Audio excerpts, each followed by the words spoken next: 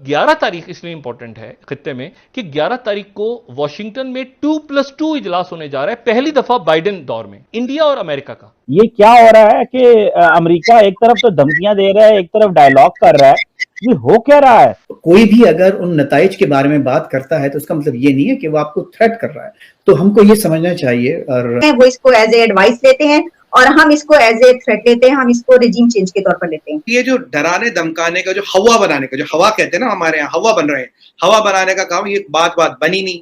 और मजे की बात तो ये है अभी कि president Joe Biden will talk to Modi ji. कल नियाजी साहब जाते जाते भी इंडिया की तारीफें कर रहे थे, फॉरेन पॉलिसी को ज्वेल इन द क्राउन बता रहे थे। यूएस जो बाइडेन का आप एक क्रेडिट देता हूं मैं उन्हें, 50 साल में पहला अमेरिकन प्रेसिडेंट, उन्होंने पहली बार बोला चाइना इज एक एडवर्सरी है। जो बाइडेन क्लियर, हम चाइना को एडवर्सरी मानते हैं, so we are joining our forces to handle adversary. अब हम आज एक वाहिद ऐसे मुल्क है जो उनका पार्टनर है, ट्रेडिंग पार्टनर है, अलाई है या टीम मेंबर है, पर जो उनके कहे अनुसार नहीं चलता, बाकी सब उनके पीछे खड़े हो गए। किसी को भी देख लीजिए। तो फ्रेंड्स, आइए देखते हैं पाकिस्तानी मीडिया की लेटेस्ट वीडियो। अचानक ही अमेरिका और इंडिया के बीच एक नए बड़े बदलाव ने पाकिस्तानी मीडिया को दिया है बड़ा झटका, क्योंकि यही पाकिस्तानी मीडिया खुश हो रही थी कि अमेरिका भी इंडिया को डांट लगा रहा है, अमेरिका भी इंडिया पे प्रेशर डाल रहा है रूस और यूक्रेन के मामले पे, और पाकिस्तान यह चाह रहा था कि अमेरिका इंडिया के बीच दरार पड़ जाए। लेकिन पाकिस्तानी मीडिया भूल गया कि यह पाकिस्तान नहीं, ये इंडिया और अमेरिका का रिलेशनशिप है जिसमें दोनों को फायदे हैं और दोनों का एक ही एडवर्सरी इस समय मौजूद है और वो है चाइना। और ये जाहिर बात है कि चाइना का मुकाबला न तो अमेरिका अकेले कर सकता है न इंडिया अकेले कर सकता है। और अब इंडिया और अमेरिका के बीच 2+2 डायलॉग हो रहा है, और किसी भी दो कंट्री के बीच 2+2 डायलॉग का मतलब बहुत ही इम्पोर्टेंट होता है, जो कि दुनिया में सिर्फ खास देशों के बीच में होता है। और यहाँ पे नोट करने वाली बात यह है कि इंडिया ने अमेरिका के साथ वो रिलेशन बनाया है, वो भी अपने टर्म्स पे, अपने कंडीशन पे। अमेरिका के सामने इंडिया एक लौता देश बना है जो कि अमेरिका के साथ नहीं झुका है, बट फिर भी अमेरिका इंडिया के साथ 2+2 डायलॉग कर रहा था कि राजनाथ सिंह साहब जो हैं वो तो बता रहे हैं मैं 6 दिन 7 दिन के लिए वॉशिंगटन जा रहे हैं और 2+2 डायलॉग हो रहा है। ये क्या हो रहा है कि अमेरिका एक तरफ तो धमकियां दे रहा है, एक तरफ डायलॉग कर रहा है, ये हो क्या रहा है?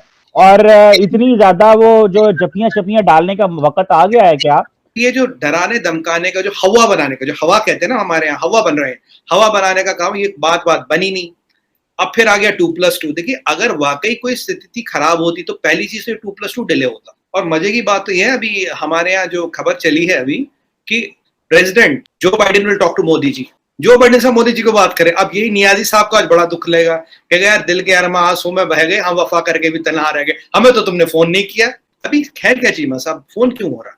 फोन इसलिए हो रहा कि दोनों कंट्री समझ गए कि रशिया यूक्रेन के लफड़े को लेके हमारे रिलेशन न बन सकता न बिगड़ सकता। India did not change its position. और आज एक स्टेटमेंट आया भाई, for free Asia Pacific, for economic, for trade, for development, technology transfer, covid, in this context 2+2 will happen and President Biden is going to talk to Prime Minister Modi. मैं कल देख रहा था कि कल जो पाकिस्तान के फॉरेन मिनिस्टर शाह महमूद कुरैशी जब वो फारग हो रहे थे और नो कॉन्फिडेंस मोशन आ रहा था, तो उन्होंने बताया कि हम तो इंडिया को चाइना के मुकाबले में खड़ा कर रहे हैं। अब ये भी एक चार्ट शीट है। मैं आपसे बल्कि सवाल करना चाहूंगा कि पाकिस्तान का जो फॉरेन मिनिस्टर है वो जाते जाते कह रहा है कि हम अमेरिकन को कहते थे कि आप हमारे साथ क्यों बात नहीं करते, इंडिया को इतना ट्रीटमेंट क्यों दे रहे हैं। तो उन्होंने कहा, शाह महमूद कुरैशी ने कहा कि हम तो इंडिया को चाइना के मुकाबले में खड़ा कर रहे हैं। आप इसको कैसे रिस्पॉन्ड करेंगे सुमित साहब? देखिए चीमा साहब, बहुत बढ़िया सवाल पूछा आपने। पहली बात तो कुरैशी साहब को 4 साल बाद याद आया कि हमारी फॉरेन पॉलिसी गलत है। कल नियाजी साहब जाते जाते भी इंडिया की तारीफें कर रहे थे, फॉरेन पॉलिसी को ज्वेल इन द क्राउन बता रहे थे। अब ये पता नहीं कुर्सी छूटते छूटते दिमाग कहां से चलने लगता, कोई बात नहीं। अब आते कुरैशी साहब की बात पे। देखिए, हमारा जो चाइना के साथ हॉस्टिलिटी बहुत क्लियर है, हम इसके बारे में छुपाते नहीं। यूएस जो बाइडेन का आप एक क्रेडिट देता हूं मैं उन्हें, 50 साल में पहला अमेरिकन प्रेसिडेंट, उन्होंने पहली बार बोला चाइना इज एक एडवर्सरी है। जो बाइडेन क्लियर, हम चाइना को एडवर्सरी मानते हैं। अगर हम दो साथ आते हैं एक कॉमन प्रॉब्लम को हैंडल करने के लिए, दैट इज अलायंस, जैसे जिसमें क्वाड आता है। तो अब ये कुरैशी साहब को शायद उन्होंने इस चीज का पे गौर नहीं फरमाया कि भाई हम तो डिक्लेयर कर चुके चाइना को एडवर्सरी, यूएस डिक्लेयर कर चुका चाइना को adversary, so we are joining our forces to handle adversary. जो जियोपॉलिटिक्स में it's a very logical thing to do. अब हम आज एक वाहिद ऐसे मुल्क है जो उनका पार्टनर है, ट्रेडिंग पार्टनर है, अलाई है या टीम मेंबर है, पर जो उनके कहे अनुसार नहीं चलता, बाकी सब उनके पीछे खड़े हो गए। किसी को भी देख लीजिए, चाइना उनका एडवर्सरी है, उनकी बात नहीं मानेगा, बात समझिए। हम तो एडवर्सरी नहीं है ना यूनाइटेड स्टेट्स ऑफ अमेरिका के, बट हम उसके साथ ऐसे नहीं लगे। वो जो मैंने आपको लास्ट टाइम बताया था कि वो पट्टे वाला लॉजिक नहीं है कि जहां हम चले हम भी तुम्हारे पीछे खड़े। 11 तारीख इसलिए इंपॉर्टेंट है खित्ते में कि 11 तारीख को वॉशिंगटन में 2+2 इजलास होने जा रहा है, पहली दफा बाइडेन दौर में, इंडिया और अमेरिका का। यानी यहां से जयशंकर और राजनाथ सिंह जो उनके डिफेंस मिनिस्टर हैं और साथ ही उनके फॉरेन मिनिस्टर, और वहां मुलाकात किससे हो रही है? ब्लिंकन से, और जो कि सेक्रेटरी स्टेट हैं, और उसके बाद ऑस्टिन लॉयड से जो कि सेक्रेटरी डिफेंस है। और यहां रशिया डिस्कस हो रहा है, यहां वेपन्स डिस्कस होंगे, यहां पे ऑयल डिस्कस होगा, यहां पे यूएन। तो एक बड़े इंटरेस्टिंग ये दिन है जहां पे डिप्लोमेसी, उसके साथ साथ जो है वो इकोनॉमिक क्राइसिस। मेरा सवाल ये होगा कि अभी कि जी जो अमेरिका है उसने एक मरतबा फिर भारत से ही कहा है कि भाई आप जो है वो डिस्टेंस करें, धमकी है बहुत बड़ी और ये है वगैरह वगैरह। उन्होंने इसको ये क्यों नहीं कहा कि उनकी रिजीम चेंज करने की कोशिश की जा रही है, उनके खिलाफ ये साजिश है?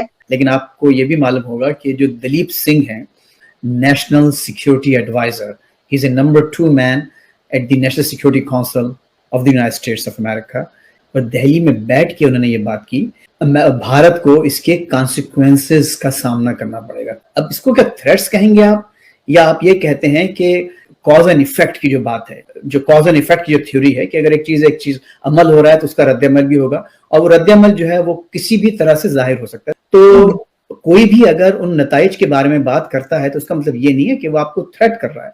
जैसे अगर आप अपने बच्चों से अगर आप बात करते हैं, अगर आप मैं अगर अपने बेटे से बात करूं और मैं ऐसे कहूंगा बेटा अगर आपने एग्जाम्स की तैयारी नहीं की तो इसके बड़े कॉन्सिक्वेंसेस होंगे, तो इट डजंट मीन कि I am threatening him, it means कि I am basically guiding him towards an understanding of the possible outcome which could be negative, which could be positive. लेकिन नताइज के बारे में किसी को आगाह करने का मतलब थ्रेट नहीं होता। हाँ, ये अगर मैं ये कहूं कि बेटा अगर तुम्हारा रिजल्ट अच्छा नहीं आया तो तुम्हारी कार तुमसे वापस ले ली जाएगी, दैट्स अ थ्रेट। वो इसको एज ए एडवाइस लेते हैं और हम इसको एज ए थ्रेट लेते हैं, हम इसको रिजीम चेंज के तौर पर लेते हैं। तो क्या इसलिए कि हम एंटी वेस्ट है वो एंटी वेस्ट नहीं है? कि जो दोनों सूरत हाल में जो बहुत अहम फर्क है आलिया, वो ये है कि वहां पर ऐसी कोई मूवमेंट नहीं हुई बेस्ड ऑन भारत ने जो अपना रवैया रखा रशिया के हवाले से जो अपनाया। तो लेकिन हमारे पास जो बयानिया बनाया गया वो ये कि चूंकि ऐसा हुआ और चूंकि हमें यहां से निकालने की कोशिश की जा रही है, लिहाजा इन दोनों का आपस में ताल्लुक है